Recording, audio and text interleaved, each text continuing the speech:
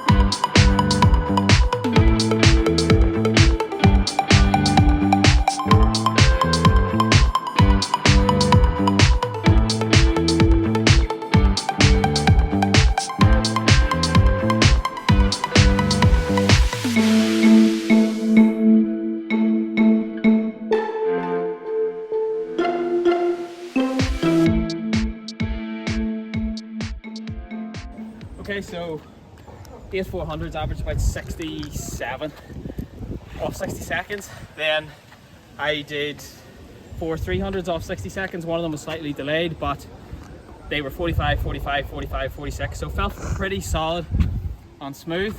Now I took a 4-minute break. I have 40 seconds left. Then I'm going to do 4 200s off 60 seconds at about 800 pace. So the key is to try to get rhythm, try to work on that speed endurance, but not to push it too hard. It shouldn't be an all-out sprint. It should just feel smooth, controlled, but working at the same time, if that makes sense. So catch us on a bit.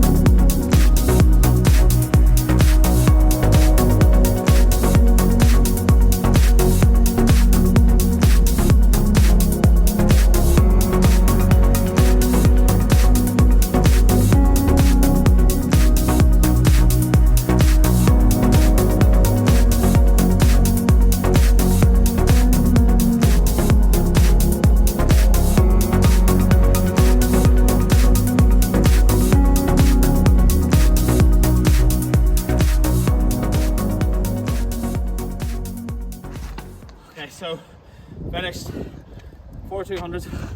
Definitely felt harder than I was hoping. That's sometimes the way it goes.